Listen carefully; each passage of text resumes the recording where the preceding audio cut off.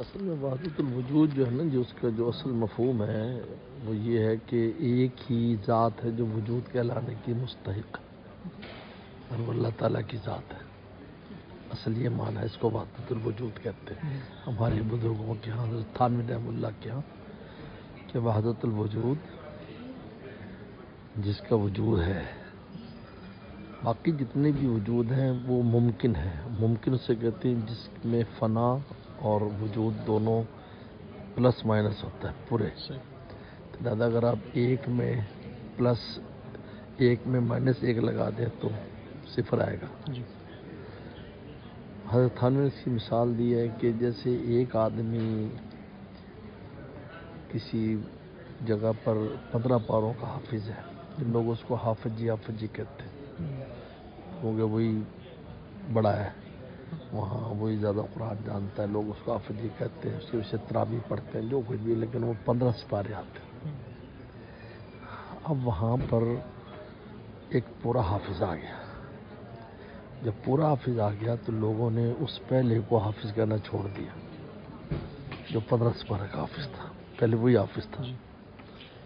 فرمایا کہ اسی طریقے پر جتنے بھی ممکنات، یہ سب ممکن ہے، جتنی چیزیں یہ ممکنات ہیں تو یہ بظاہر وجود رکھتی ہیں، لیکن جب اللہ تعالیٰ کی ذات واجب الوجود ظاہر ہوتی ہے تو پھر یہ اپنا وجود کھو بیٹھتے ہیں، یہ وجود ہی نہیں، تو پھر وحدت الوجود ایک ہی وجود رہ گیا.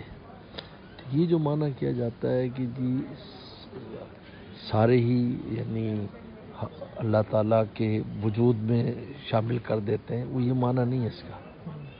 اس لیے وہ اس کا اصل معنی یہ ہے کہ ایک ہی ذات ہے جو وجود کہلانے کے مستحق ہے.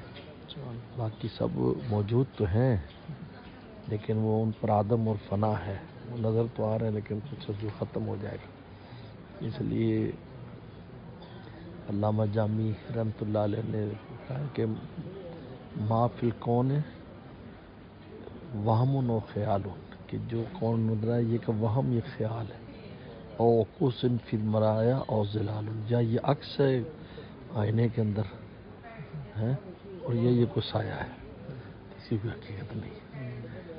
تو یہ ہے وحدت الوجود اصل میں، کیونکہ اللہ واجب الوجود ہے. واجب الوجود وہ ہوتے ہیں کہ جس کا وجود کسی کے وجود کا محتاج نہیں ہوتا، اور ممکن وجود وہ ہوتا ہے جو کسی وجود سے وجود میں آتا ہے. تو پھر سب کی انتہا پیچھے ایک ایسا وجود ہونا چاہیے کہ جس کا کسی سے وجود نہ ہے، وہی اللہ تعالیٰ کی ذات ہے. جتنے وجود ہیں پیچھے پیچھے پیچھے پیچھے تو ایک وجود ایسا ہو جو کسی کہیں سے نہ ہے، لم یلد ولم یولد، وہ اللہ تعالیٰ کی ذات ہے. باقی جتنے آگے ہیں یہ ایک دوسرے سے وجود بنتا ہے. مٹی سے دیوار بنا لی، دیوار سے فلاں چیز بنا لی، اب یہ کہاں سے آئی؟ تو ایک وجود ہے جس نے ان کو وجود بخشا ہے، وہ واجب الوجود ہے، اور ہم ممکن الوجود ہیں. ممکن واجب کا محتاج ہوتا ہے، اللہ سمد ہیں وہ سب ان کے محتاج ہیں. تو وہ وحدت الوجود ہے، یعنی ایک ہی ذات ہے جو وجود کہلانے کی مستحق ہے. جب وہ ذات کسی پر ظاہر ہو جاتی ہے، یعنی اس کی تجلیات، اس کی معرفت، تو پھر اس کو یہ چیزوں کا وجود نظر نہیں آتا، وہ پھر اسی کو دیکھتا ہے، پھر اس کو ہر طرف وہی نظر آتا ہے، اسی کی کار فرمائیاں نظر آتی ہیں، سب کچھ اسی کو اس سے چل رہا ہوتا ہے، سمجھ رہا ہوتا ہے کہ بھئی یہ سب یہی اللہ تعالیٰ کے افعال کو سمجھنا کہلاتا ہے.